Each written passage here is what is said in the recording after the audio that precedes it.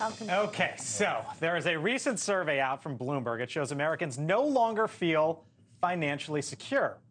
Nearly 25% of those making at least $175,000 a year describe themselves as very poor and getting by. We're talking $175,000. A quarter say very poor.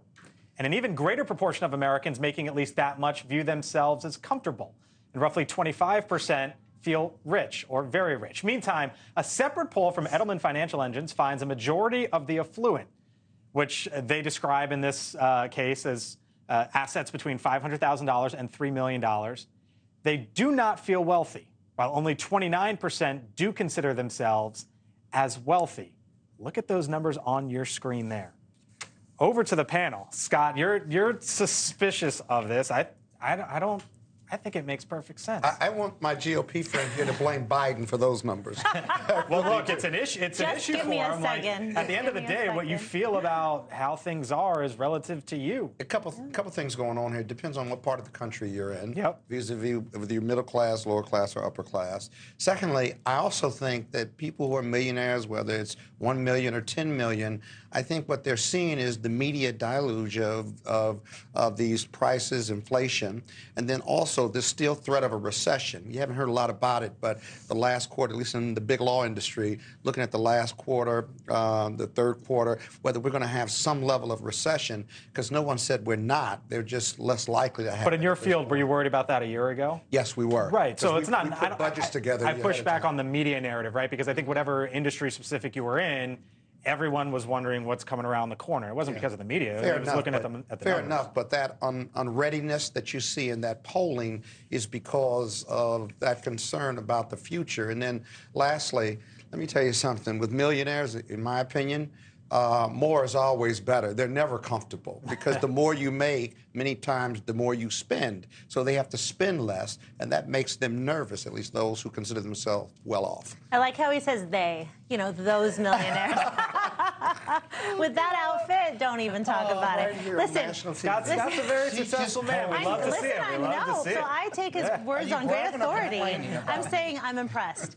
Listen, comparison is the thief of joy, and that's, we tend to do that as humans, regardless of where we sit on the socioeconomic scale. What I'm concerned about is that with this economy and some of the issues that you brought up, shockingly, it's not about what the millionaires are feeling. It's really about how is the single mother or the senior on a fixed income feeling, because they can't afford to survive Bidenomics. They've lost $10,000 in purchasing power since Biden took office, and gas prices have gone up 40% higher, and groceries are 20% higher. So at the end of the day, it's not a bunch of millionaires like you who are going to decide who ends up being president. Those numbers are getting better, though. You've got to concede that as a point. Maybe for you, because you're in Washington. I'm buying the same gas. I'm buying the same groceries. But you're also benefiting from this Beltway bubble, and I think we have to realize. I don't feel good about the economy like everyone else. I live in California. I can tell you I'm not a Beltway person. I have lived here, but I'm nice and firmly rooted in California.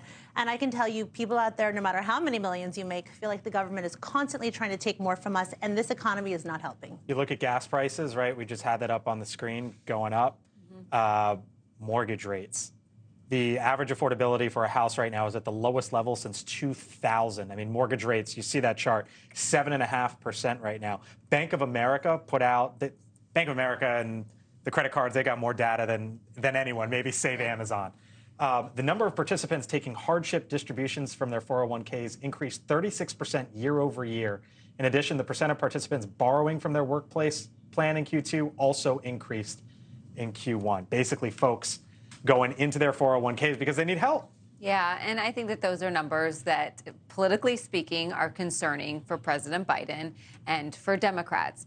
And that's a challenge. But I absolutely agree with Denise. It's not the millionaires that are concerned. It's the cost of health care. It's the cost of food, the basic needs that people feel like they can't afford. And there's a lot more middle class voters in this country than there are millionaire voters in this country. Sorry, Scott.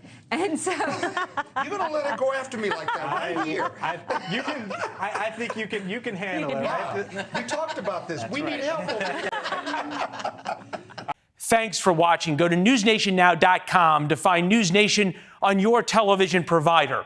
And don't forget to subscribe. Click the red button to get more of NewsNation's fact-driven, unbiased coverage.